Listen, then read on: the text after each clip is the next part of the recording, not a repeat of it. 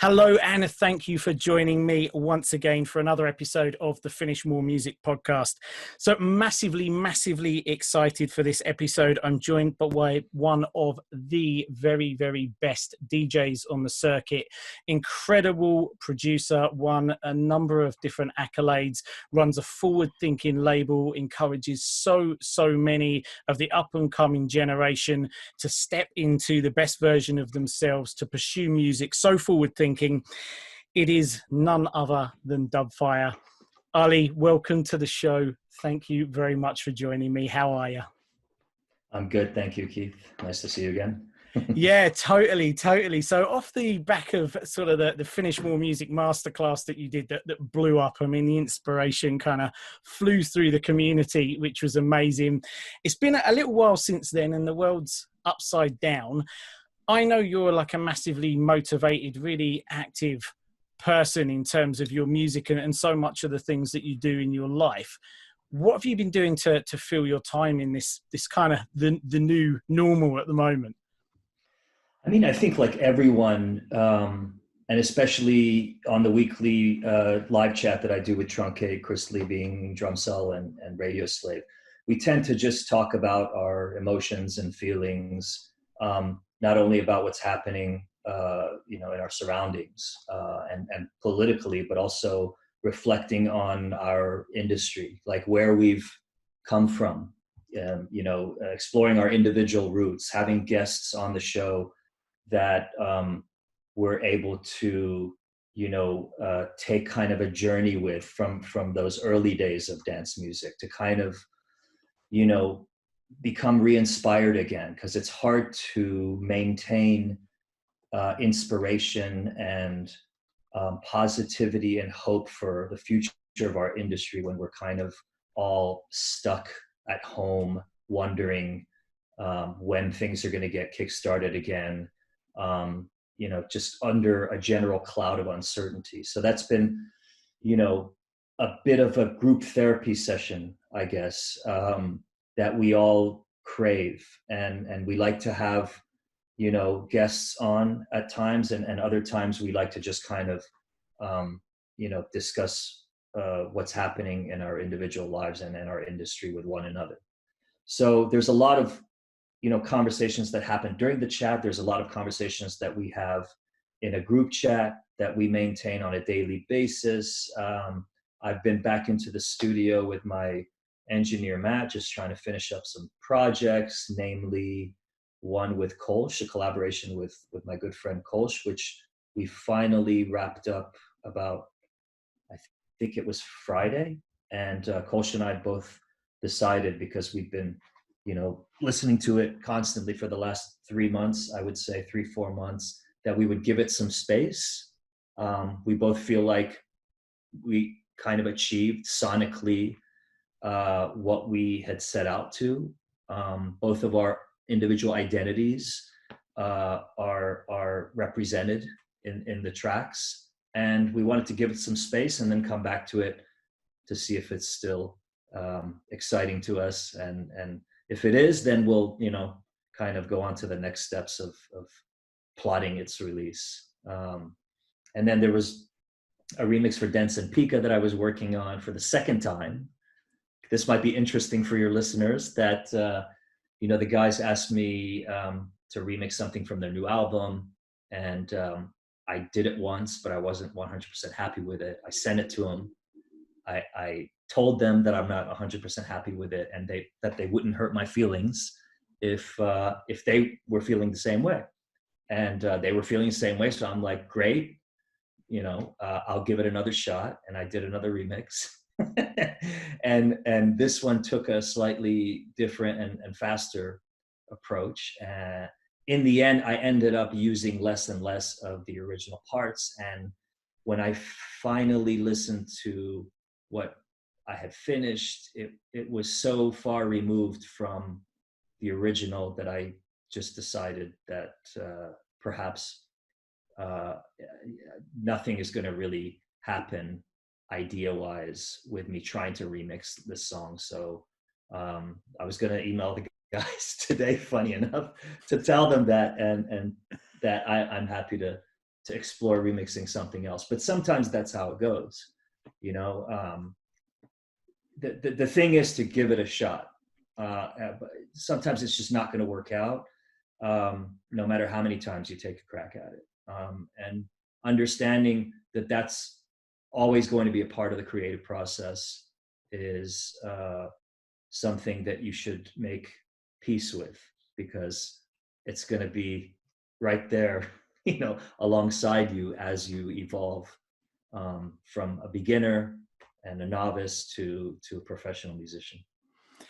Yeah, that is really fascinating. Actually, I love the way you've put that, to be at peace with it, because I think there is an illusion that perhaps once I've learned all the gear, once I've learned all the process, once I've learned all of this, it will always be plain sailing. And certainly to look at someone like you and, all the things that you've achieved and all the remix work you've done, all the original work spanning two totally different genres, obviously deep dish, then going into your solo moniker as Dubfire, and to look and think, well, you must go into the studio and almost click your fingers and a piece of music comes out the other side.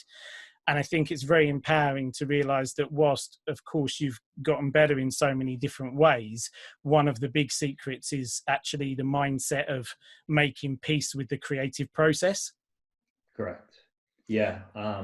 I think artists tend to try and frame what they do in a very glossy manner,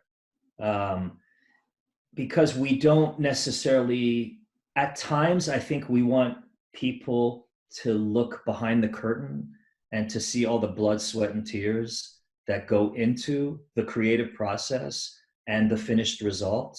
But generally, artists have always wanted to maintain that kind of cloud of mystery around their workflow, and especially if they do something that becomes like really timeless and a classic, and journalists write about it for years, and it gets dissected.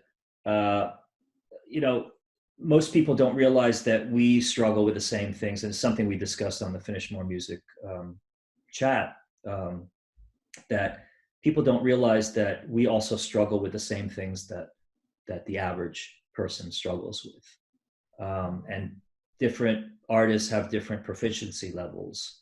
Whether it's engineering skills, technical skills, or knowing how to play an instrument. Someone like James Blake can probably sit down at the piano and he's got an amazing voice. That's a fact. And he's got great skills, and he's got a unique perspective on piano and voice performance. So he can probably make it feel and look effortless to anybody watching, but he's probably also struggling to create and retain a certain sense of identity, unique identity. And a lot of those struggles, can be technical struggles, or they can be kind of things that are just kind of swirling around in your brain that are hard to articulate or hard to express to somebody who wants a window into your soul, the soul of an artist. Yeah, for sure. I mean, I was talking to Matt Benjamin, Bushwhacker, and he was talking to this as well. He's like super proficient, studied percussion to a really high level, and he was talking a little bit like what you're talking about, where he was reaching a point of, am I still relevant? What do I need to do in my sound? And so there were a whole world of different concerns. And even as you're going along the journey from starting out as a creative, and there might be a lot of, am I good enough? Can I do this? I'm comparing yourself to other people. Every step of the way, from then going out into the public, and the bigger the profile you become and the longer you've been in it, trying to be different. There's so many different kind of things that come at it.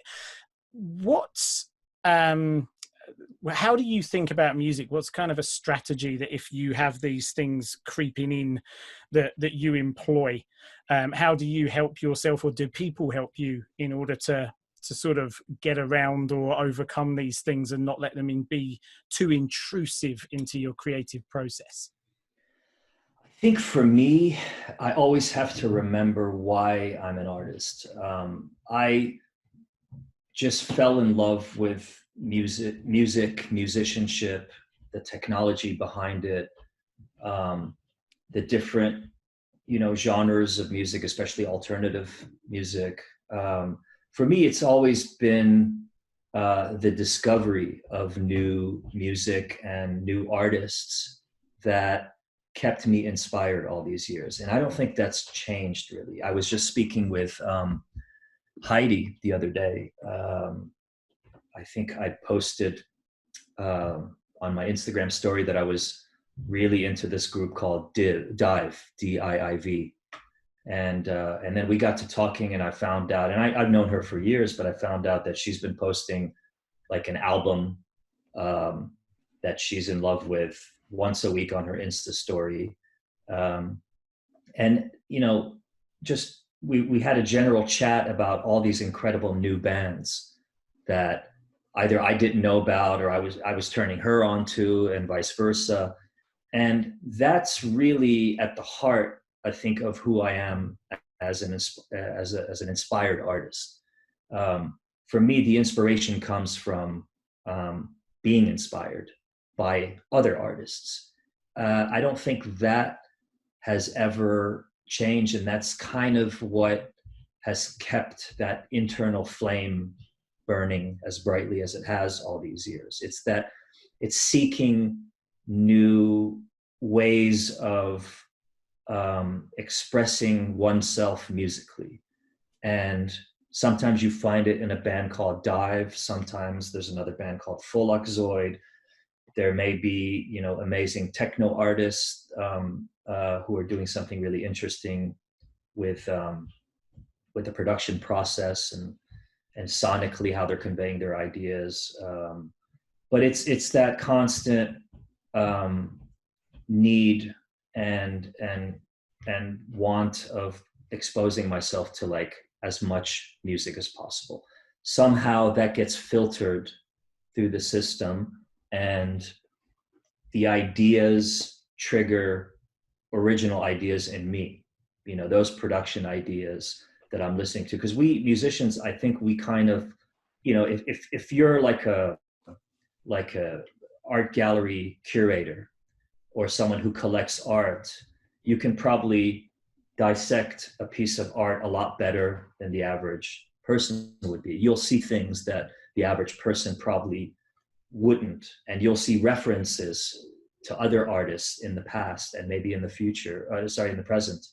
And that's the same way I think with musicians. It's like when we hear a piece of music, we're listening to it, but we're also kind of dissecting it, whether we're trying to or not. We're listening to the groove, we're listening to how things are layered, how many hooks there are. We're listening to how loud or how quiet the vocals are, or how in your face the drums are, or what kind of drum programming. I wonder whether it's samples or drum machine or what synth sound they use. So there's so many different variables that are constantly without us being conscious of it, and also being conscious of it, especially when you're talking about it with another artist.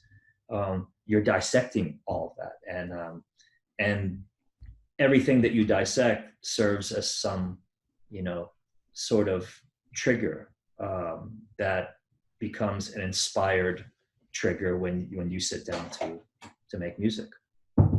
So in many respects, you're, I guess, what we call feeding the muse. You're constantly searching for new things and taking bits and pieces from other tracks. It's funny when you talk about the sort of subconscious and sometimes consciously dissecting music.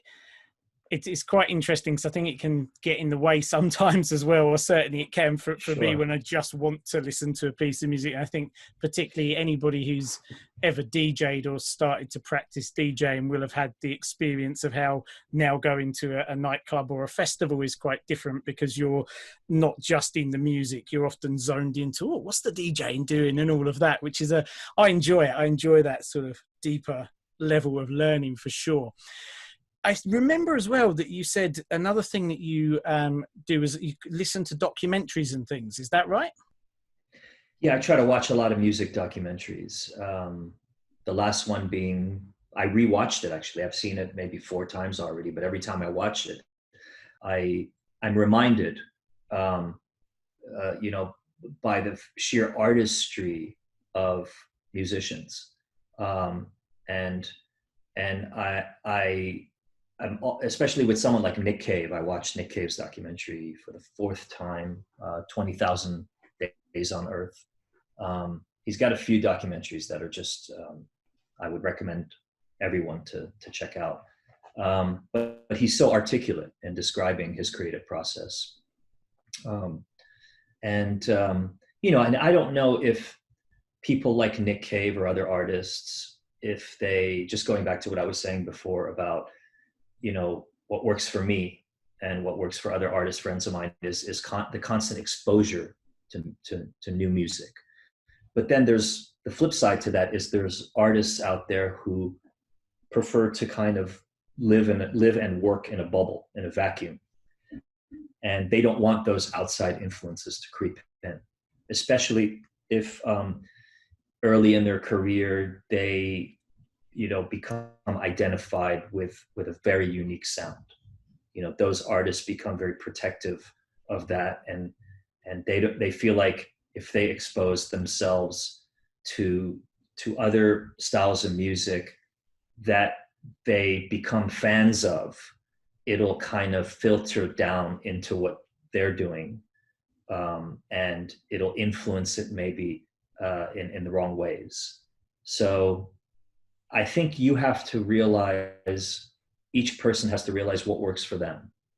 You know, we're all unique individuals, and there's no kind of one size fits all creative workflow blueprint for everyone. It's you have to like try to understand who you are as an artist, what turns you on, and how you want to express yourself, and whether you need constant outside stimulus from other styles of music, or none at all.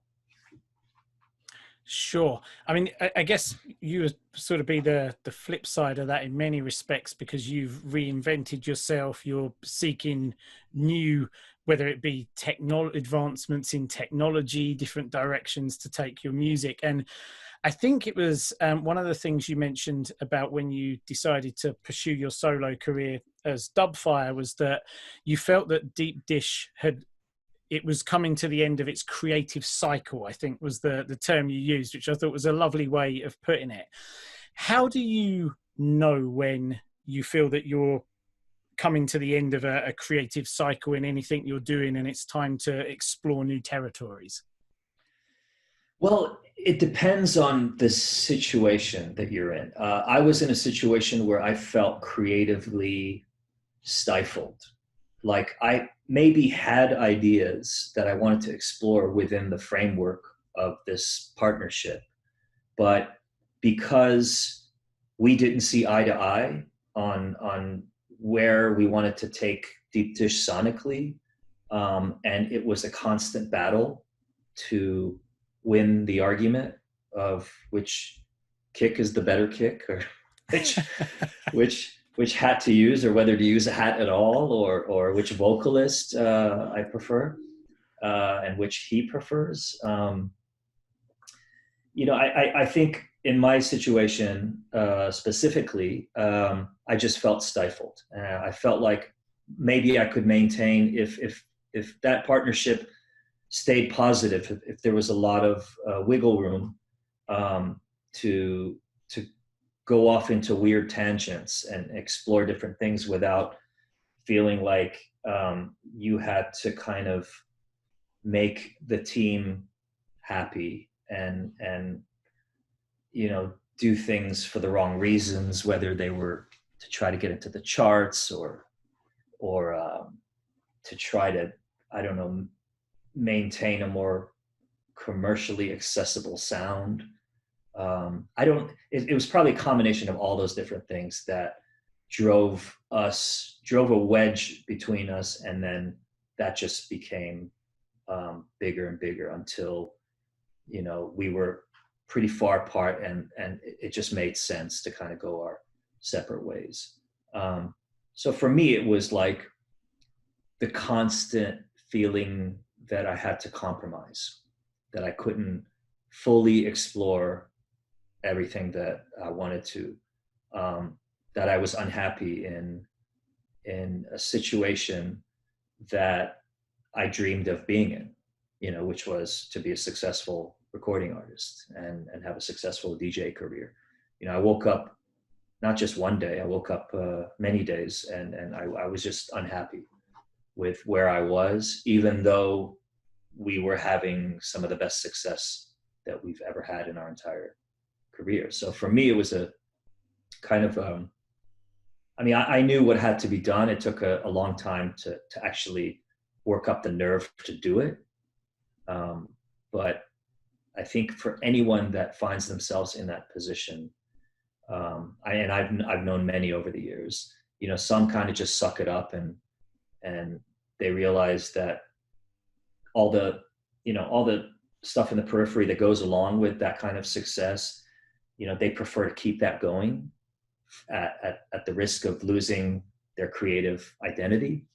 And other people feel like, well, their creative identity is the reason why all those other things are possible. So if that's stifled, then all that other stuff is going to go away, and it's just going to chip away at who you are and what you want to represent, and what's the point of living life if you're not going to be, and what's the point of doing something that you love if you're not in love with it.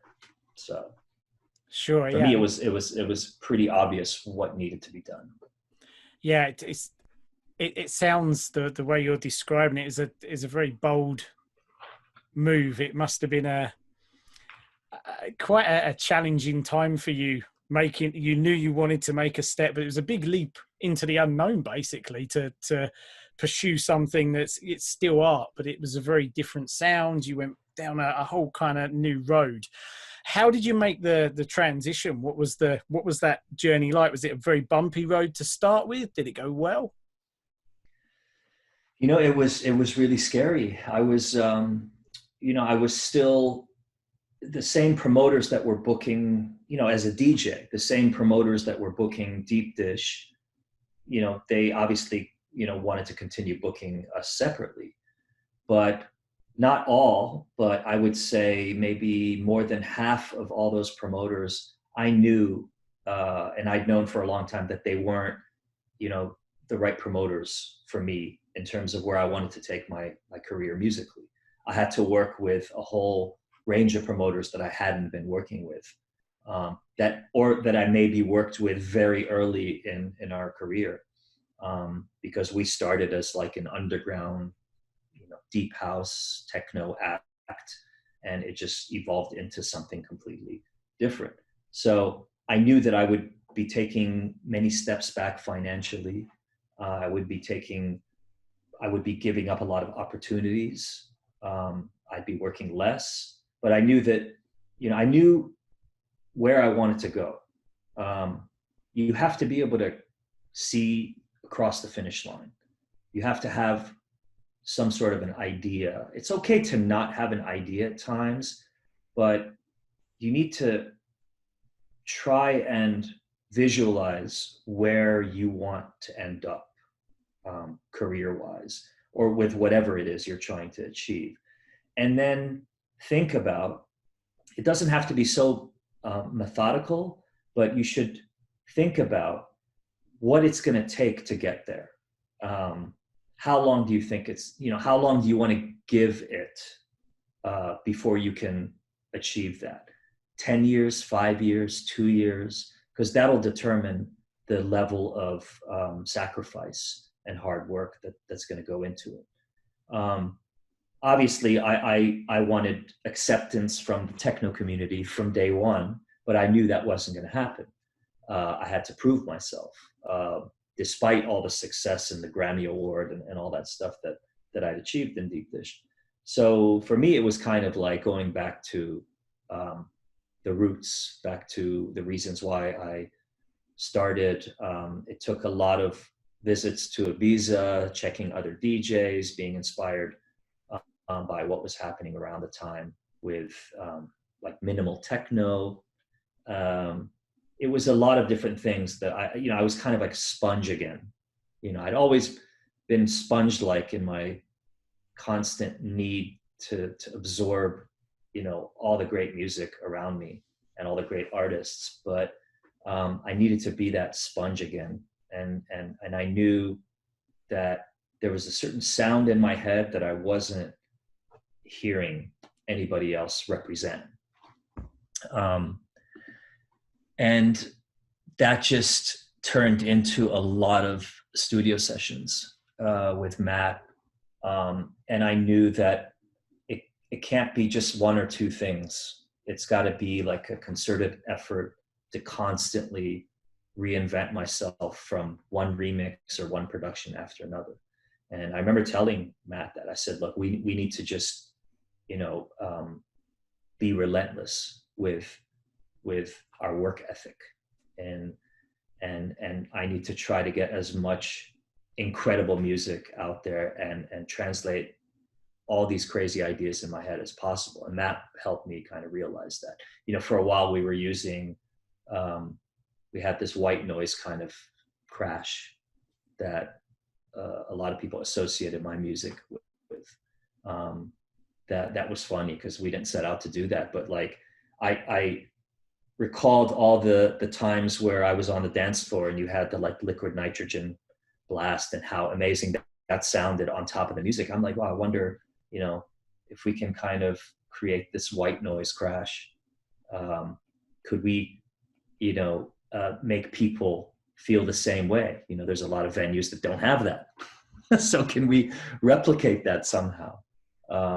And then, other ideas in minimal music, minimal techno music that, I thought weren't fully fleshed out. I wanted to like take ownership of that, and create, give it my own spin.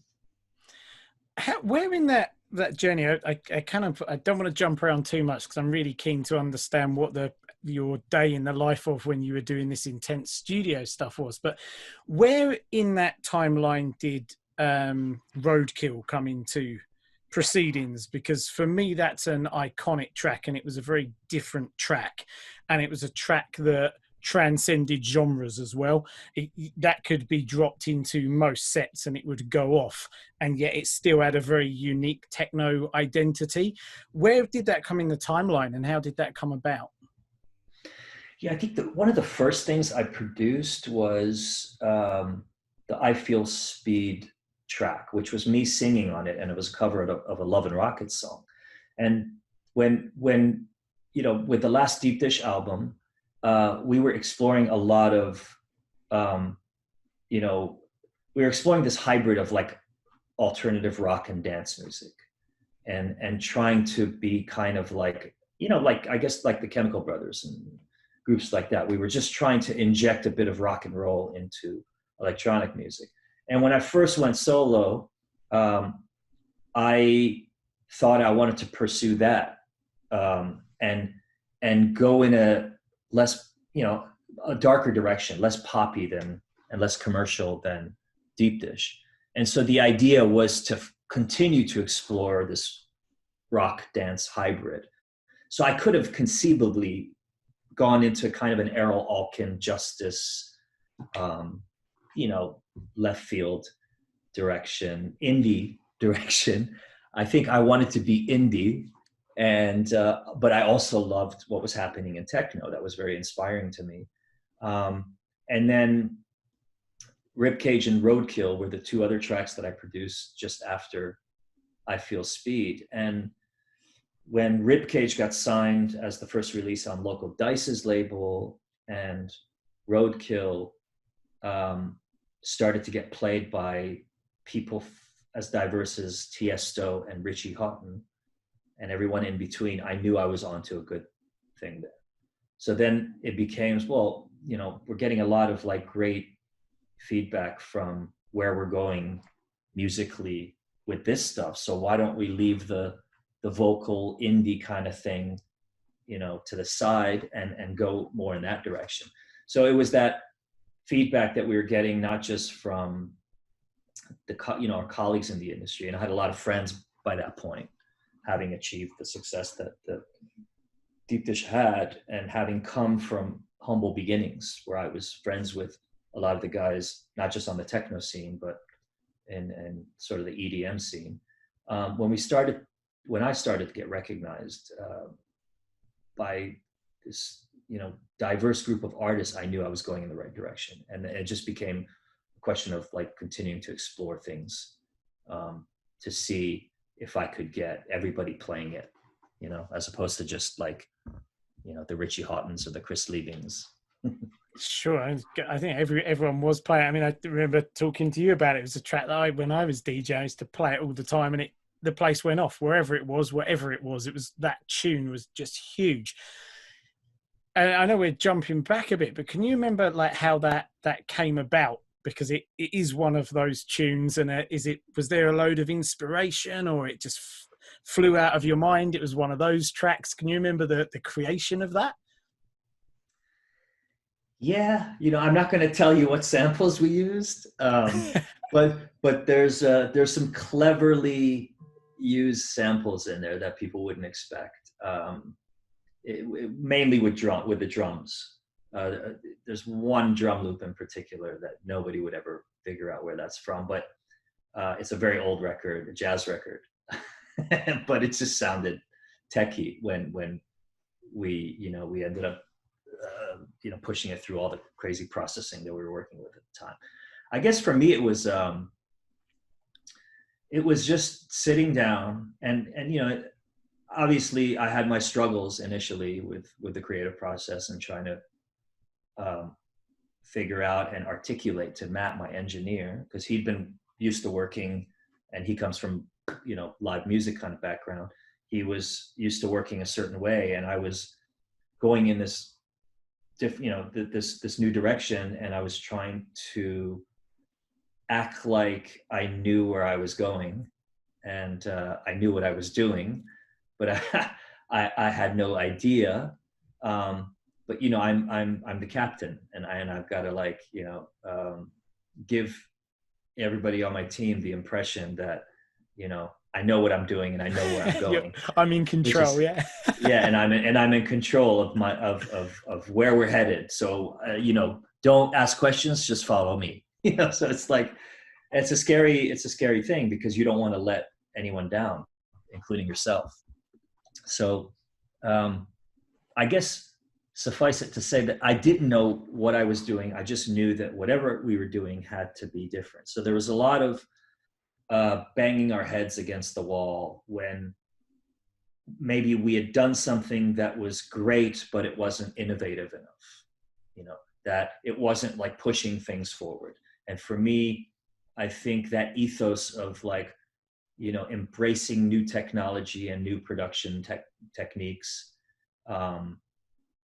you know, it was all about like pushing the envelope, because maybe instinctively I knew that I would be noticed if I did that, at the very least.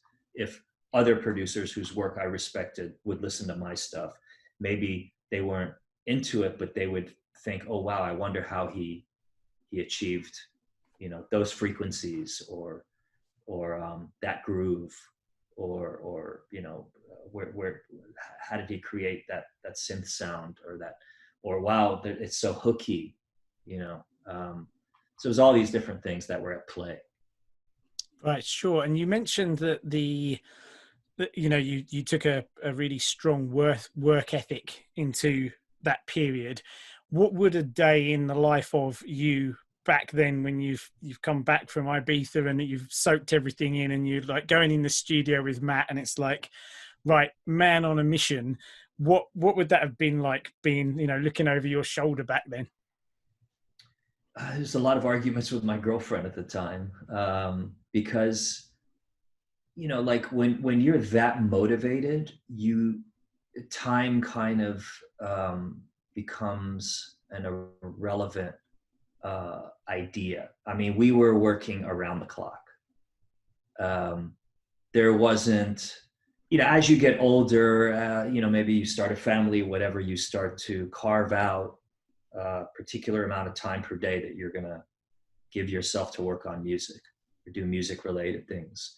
And you start working more, trivial adult things into your daily life. But back then I was so motivated by this, going into uncharted territory on my own without, Sharam, that I knew I had to work twice as hard as I was when I was in deep dish.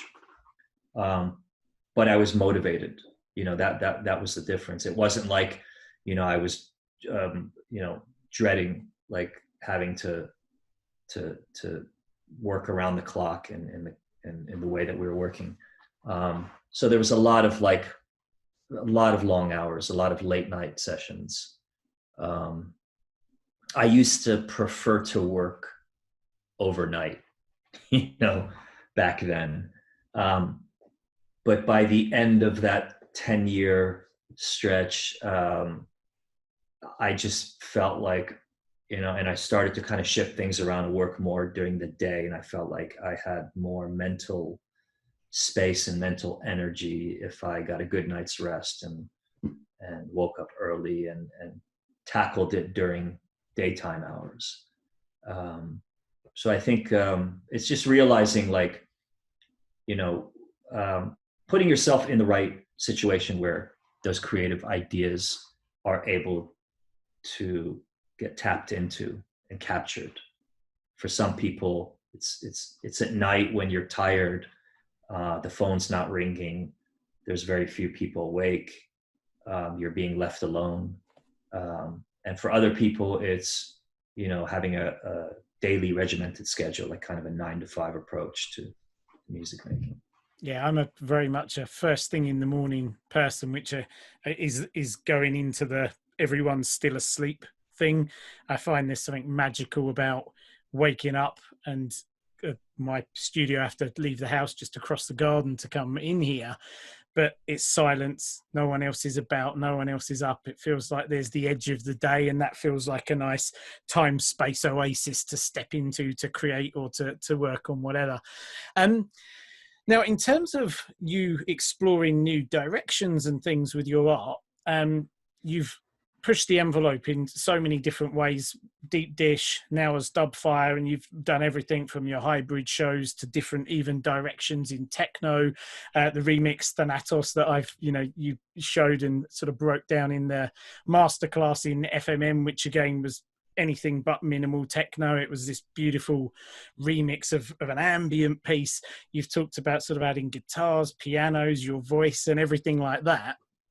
Right now, what are your thoughts on new artistic territory for you to explore? Is there something else at the moment that you're looking to say? Yeah, I mean, I my brain is kind of going in two directions. One, there's been a lot of electronic body music that's been championed by people like, artists like Ancient Methods that I've been heavily into. And that's kind of taking me back to my new wave, and EBM kind of era, loving bands like Front 242 and wanting, I'd always wanted to, I think, make that kind of music. And that kind of music all of a sudden is relevant again and being, updated in innovative new ways by new artists who've also maybe rediscovered that genre of music that was kind of forgotten for a long time. Industrial music. I was heavily into industrial music, and there's a lot of kind of techno with industrial soundscapes and ideas.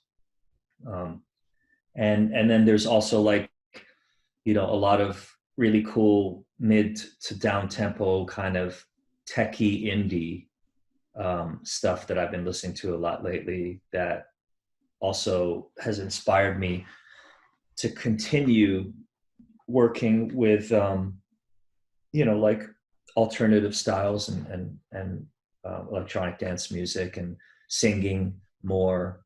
That's something I want to do more as well.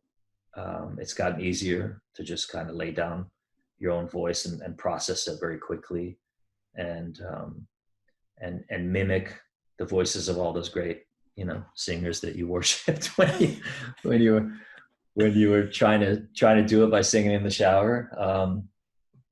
So there's these two kind of creative directions that I'm exploring right now. Something that's a bit like more industrial, harder edge, and then something that's a bit more shoegaze, for lack of a better expression. And so do you sort of go down those both in parallel? Do you try to merge them? What's your approach to exploring them both? And then will you typically find that you'll sort of lean in one direction? Because that, a bit like you said, when you started out as Dubfire, you had these two parallel ideas and you ended up leaning in one direction. What's going to be the process of sort of getting stuck into these and exploring them? I mean, I like the more parallels you have, the better, I think. And I find, because just when you get stuck or tired of going down one direction, you're also into all this other stuff. So then you can kind of, shift mid gear and go in a, explore a different kind of creative direction, and then keep jumping between all the different ones. And at some point, the influences of all these different creative ideas and sounds that you're trying to articulate, they start coming together in unique ways. So I don't like to get, and I typically don't get like tunnel vision when it comes to whatever it is I'm into and whatever I'm working on. I'll at some point lose interest in it. There'll be something, some sort of a roadblock or hurdle, whether it's technical or creative, that will stop me in my tracks. And then I'll need, to reignite the flame, so to speak, and I'll need new inspiration. So then I'll just go and, explore another idea that we have kind of like on the back burner, and then I'll get tired of that and I'll jump into something else. So it's just jumping around, really. It's not like an ideal solution to actually being able to finish something, whether it's an album or a song, but whatever it takes, I guess, and sometimes that's what it takes. It's interesting. You mentioned the sort of like butting up potentially against the technology, and that's something you're super passionate about. You've been at the forefront of things. It was interesting because when you were mentioning the white noise crash sound that you had, I remember back to when I watched you play at Matter at the O2 in London, and even then you had a really advanced DJ setup. You were very much at the forefront of it. And I think you actually had that sound ready to go whenever you wanted. There were huge moments, and that was mapped out along with, I think you were playing 4 different decks and all sorts of stuff was going on. Is there anything new at the moment that is exciting you, either in the DJ booth or in the production process, new technology that you're exploring? Right now, to be honest with you, not too many. I pulled out my old Roland Space Echo, and I've been using that a lot in my DJ sets, just the live streams that I've been doing. I haven't really opened the can of worms. I know there's a lot of incredible new, there's a company called Black Corporation, which make incredible synths. I think they have one called the Deckard's Dream that I want to check out. There's kind of a, there's a few pieces of gear that Matt and I are looking at acquiring and exploring, but we just haven't had the time, to be honest with you. And I also wanted to kind of, look at what I currently have and try to master those things or explore those things further. All the crazy third party. We just got the new V collection from Arturia updated. Sound Toys are making incredible plugins. Isotope is another great company making great. Yeah, have you got into plugins. Iris at all? I think we sort haven't. of spectral synth thing that'll blow your mind if you want something new, and well, it's not so much new anymore, but it's quite different to a lot of the things out there, and it's particularly actually, as you were mentioning, industrial sounds and things like that. That could be one that will light you up without wanting to risk sending you down a rabbit hole like we often can when we're into our tech. Yeah, I'll definitely check it out. They just came out with a new updated version of Stutter Edit as well, which was revolutionary when it first came out. It's like a brainchild of my old friend BT as well. So that's something I want to explore as well.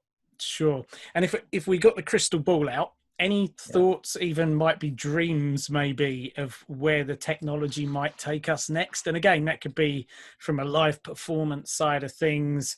I know you've done loads of cutting edge stuff with your hybrid shows in that area, or studio, maybe dare to dream, even if you're not sure if it's coming. I've always wanted to, create some sort of an immersive experience for people, where you have like the artist, I don't know why we've been conditioned to think that like the audience always has to be on one side of the room and the artist on the other on a stage or riser.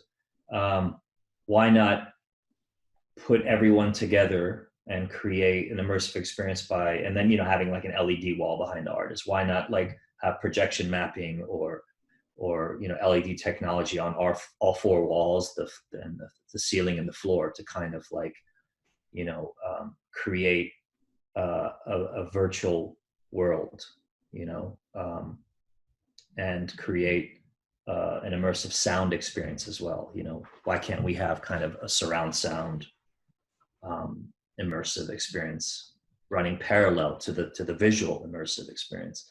So that's something that obviously it's hard to do because you need the right venue and the right technology, and you need promoters who believe in in that, or you could do it on your own. So it's something that I've always wanted to explore, and something that we might get, I might get more serious with in the future for the next kind of incarnation of my live show. Cool. And also in the crystal ball, what about the future of the scene, so to speak? I'm particularly interested in what has been the, maybe not even parallel, but perhaps intertwined, or maybe even a better word is tangled, world of the underground scene and what was the commercial EDM. I don't like using the term because it's always what we used to call our music, but it became the commercial name in many respects for it. How do you see those two working? Do you see there potentially being more of a separation now? Because certainly at festivals, things kind of got a bit messy with what used to be underground events that everyone was going to, very much infiltrated. I've spoken to a lot of people who's had their like local clubs that were always underground, had their favorite artists, and can't necessarily blame promoters and business owners for going what's lucrative at the time. But I'm interested to get your take on where you see that going in the future and the scene as a whole. I mean, with the shutdown of our industry during this pandemic, it served as sort of a reset. You're going to see, unfortunately, a lot of casualties as a result. A lot of, promoters, or a lot of venues, a lot of events that won't return. And that's going to be unfortunate because, ultimately, like, we get booked to play for a promoter or venue. So that's going to make it difficult, I think, for everyone. And it's an industry-wide reset, whether you're in EDM or techno circles. But out of that struggle to return to normal, you'll likely see a return to, maybe that pure clubbing experience. And what is that? Maybe people are going to tap into why they created this club in the way that they had,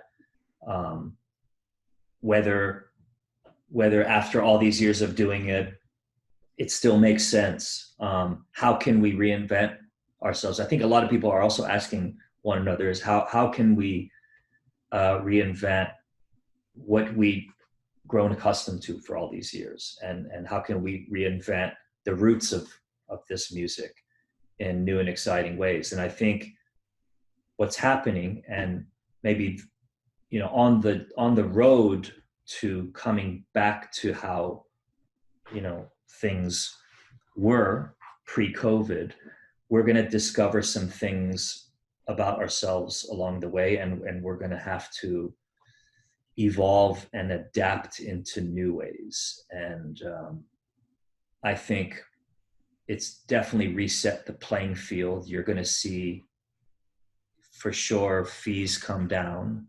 You're going to probably see less, especially in EDM circles, less production value.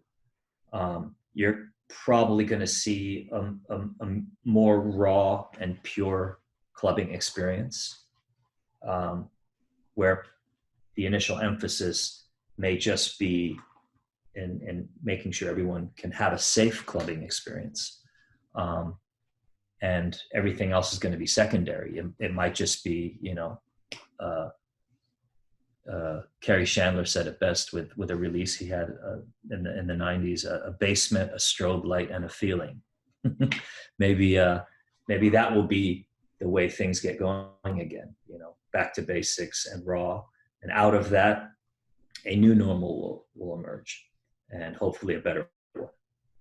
Is this one of the, because it's great, you've got a very positive sort of spin, and it's quite exciting even listening to you talking about the way that you think things might come about, taking it kind of full circle, I guess, in a way, back to the very beginning when we started to talk about the DJs and beers, and you were talking about staying optimistic and motivated. Is this one of the things that you're sort of leaning on, is the excitement and the potential positive outcomes that will come out the other side of where we are right now?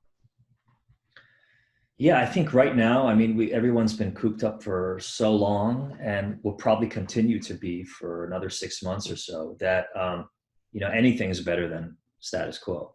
I think things will gradually return from a back to basics level. And we have to remain positive and hopeful that we're going to return better than before.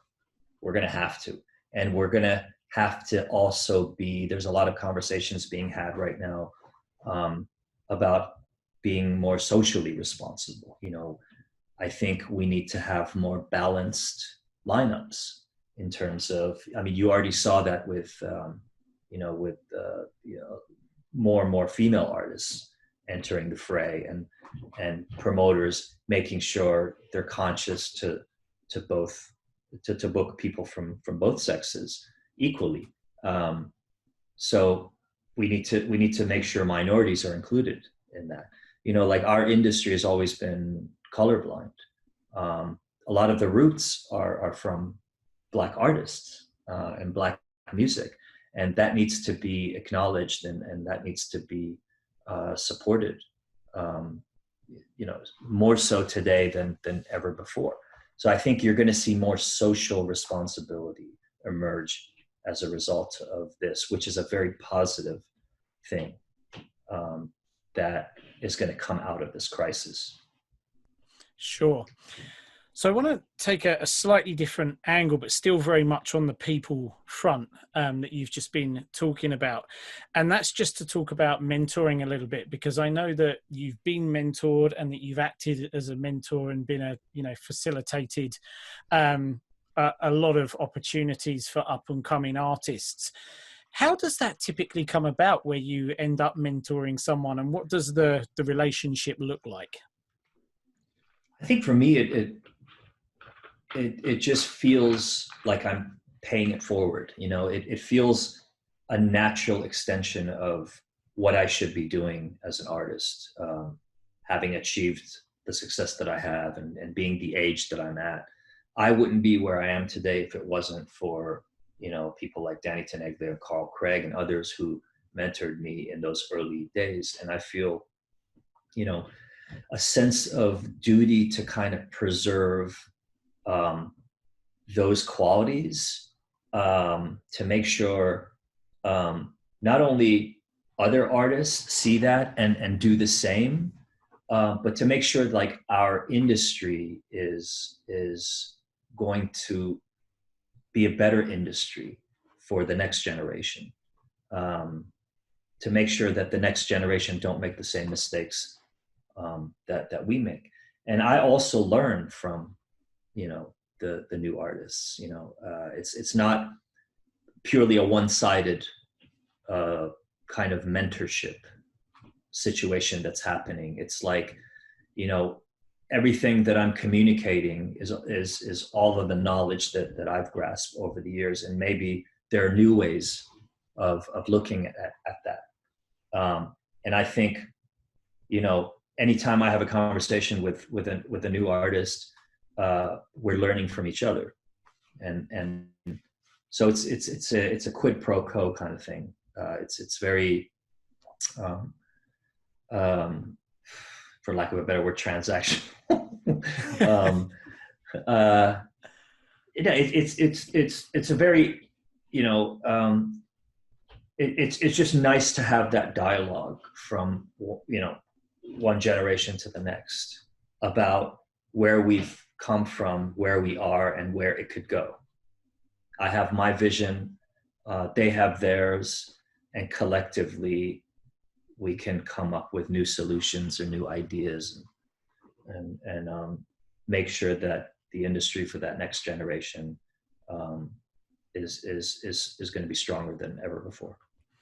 Yeah, sure. So it's kind of like the mastermind concept when you put two minds together. In fact, even we can use the analogy of the third record, mixing the two tracks and getting the third record. And it is exactly the same with and I find this to be completely true, as you've mentioned, the meeting of different perspectives and different ideas almost creates a third mind, a whole new thing to explore. And the more you do it, as providing you're open, you have to come to the table not as the I know everything, it's my way or the highway, but if you're really open and receptive to listening to everybody and value everyone's opinion in that relationship, you take a huge amount just from thinking, oh God, I never looked at it like that before. What a totally exciting perspective that somebody's brought to the table. At the moment, do you still share your music with your peers and vice versa? How much feedback do you give on people's music and they give you at the moment? I mean, with new artists, because I have the outlet for that in my SciTech label, I do that quite regularly. With my own music, I still need and I crave the recognition and the guidance from my peers. So certain people I trust and I talk to regularly, I'll send them, bits and pieces of ideas that I'm working on or finished, pieces of music, and you may not always agree with their perspective, but you respect it. And, I've often felt the same way. If I'm being given advice about something, maybe I just need reassurance that I'm either going in the right direction or the wrong direction. I need a second set of ears. And that's helpful. I think it's important to, then again, that works for me. There's other people, like I said before, who prefer to live in a vacuum and not have any opinion or outside influence. And that keeps their ideas pure and honest. I think I've said this before in other interviews and possibly with the last chat that we had is, at the end of the day, whatever it is you do, you have to try to be as honest with yourself and with your art as possible. And if you can manage that, the rest kind of fall in place quite nicely. You might have just ruined my question here, but I'm going to ask it anyway, Ali. Which is sort of to wrap things up, is what would be your one piece of advice to anybody who's just starting out on their creative journey? So kind of right at the beginning of things, and maybe it's something that you could think, well, if I jumped back to me right at the beginning when I first got into this world, what was the one piece of advice that would have been awesome if I'd have known that? I think these days, people just need to be more patient and let things, not try to force anything, just let things continue to take shape until you feel like you're ready to